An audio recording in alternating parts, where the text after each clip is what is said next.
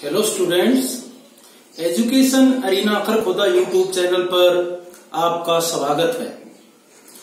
आज हमारा विषय है 1857 की क्रांति के प्रमुख केंद्र, प्रमुख नेता व घटनाएं। क्रांति के जो मुख्य कारण थे उनके बारे में हम पहले जान चुके हैं, तो आज जो प्रमुख केंद्र थे और वहां पर जो प्रमुख नेता थे उनके बारे में जानेंगे। सबसे पहले दिल्ली। दिल्ली भारत का दिल है। जो विद्रोह की शुरुआत हुई थी वो मेरठ से हुई थी। मेरठ के सैनिक 11 मई को दिल्ली पहुंच गए थे और 12 मई को दिल्ली का जो सम्राट था, जो लाल किले के अंदर रहता था, बहादुर शाह जफर, उससे मिलकर उसको भारत का सम्राट घोषित कर दिया। काफी बूढ़ा हो चुका था, तो उसकी सेना का नेतृत्व उसके सेनापति बख्त खां ने किया। क्रांतिकारियों का नेतृत्व बख्त खां ने किया और कुछ समय के लिए दिल्ली से अंग्रेजों के नामो निशान मिटा दिए। जो दिल्ली के अंदर अंग्रेज अधिकारी था उस टाइम पर, जॉन निकलसन, क्रांति के अंदर, उस विद्रोह के अंदर वो मारा गया। बाद में हडसन को अंग्रेजों की ओर से मुख्य अधिकारी बनाया गया। उसके नेतृत्व में अंग्रेज भारतीय क्रांतिकारियों के साथ लड़े। तो पहले तो भारतीय क्रांतिकारियों को दिल्ली के अंदर सफलता मिली, परंतु बाद में जो हडसन है उसकी विजय हुई और जो बहादुर शाह जफर को खोजा गया वो हुमायूं के मकबरे के अंदर मिला। उसके पुत्रों को उसके सामने ही गोली मार दी गई और उसको रंगून की जेल में निर्वासित कर दिया गया बहादुर शाह जफर को, और वहां 1862 में उसकी मृत्यु हो गई। इसके बाद प्रमुख केंद्र लखनऊ था। लखनऊ के अंदर जो वाजिद अली शाह था, अवध का नवाब, लखनऊ उसकी राजधानी थी, उस पर कुशासन का आरोप लगाकर राजगद्दी से हटा दिया गया था और उसको कलकत्ता निर्वासित कर दिया था। तो उसकी जो बेगम थी, रानी थी बेगम हजरत महल, उसने अपने नाबालिग पुत्र ब्रिटिश कासिर को अवध का नवाब घोषित कर दिया और क्रांतिकारियों के साथ मिलकर अंग्रेजों के खिलाफ लड़ाई लड़ी। आरंभ में उसे भी सफलता मिली, परंतु वह फिर नेपाल में चली गई और वहां पर बेगम हजरत महल की मृत्यु हो गई।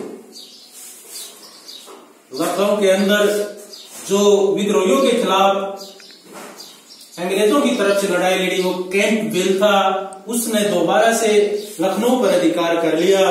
फिर कानपुर के अंदर जो बाजीराव द्वितीय पेशवा था, उसका दत्तक पुत्र था नाना साहब। नाना साहब का कई जो परीक्षा होती है उनमें प्रश्न पूछा जाता है, नाना साहब का असली नाम क्या था? नाना साहब का असली नाम दोंदूपंत था।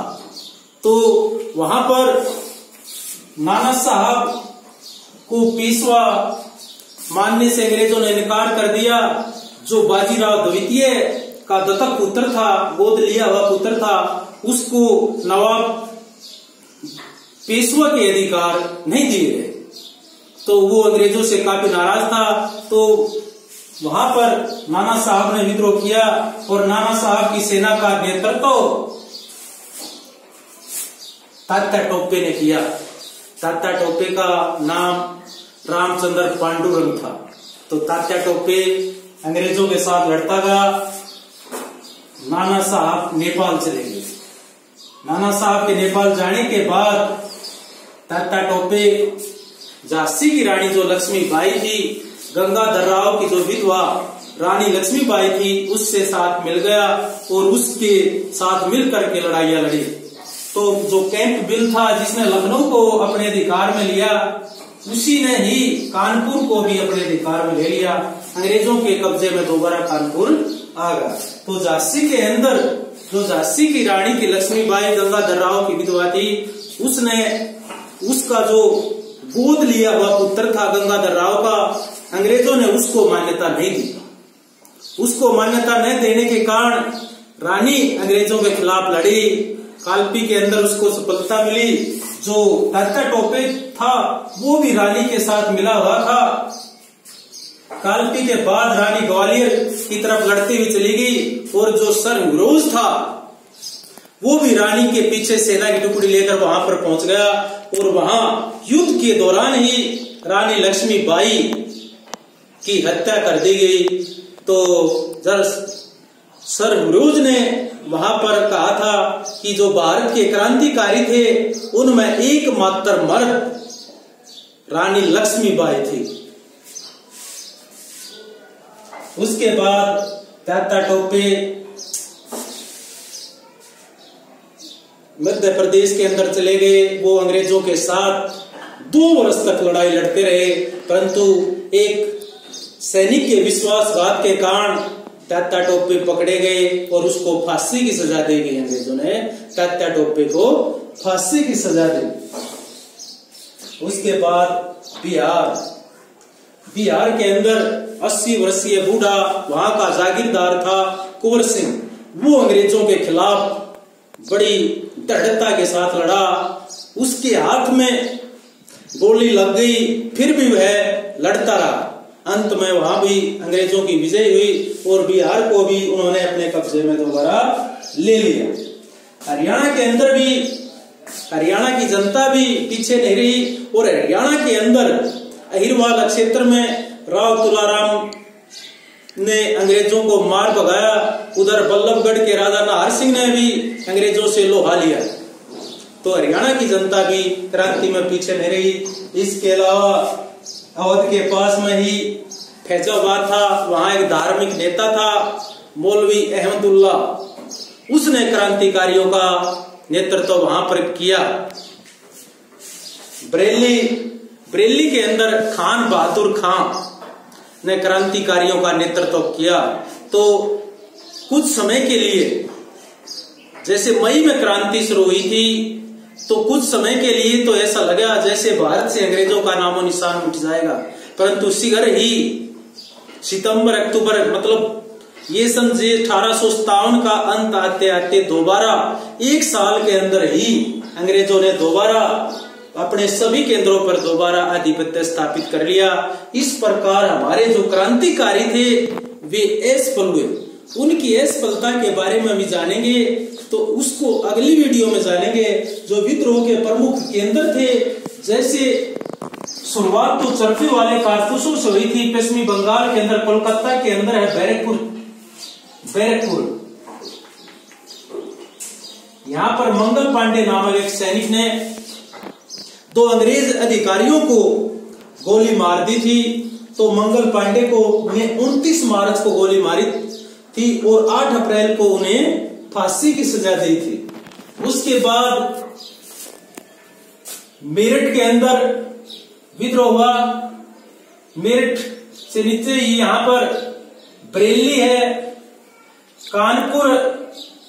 कानपुर है, लखनऊ है, अवध है।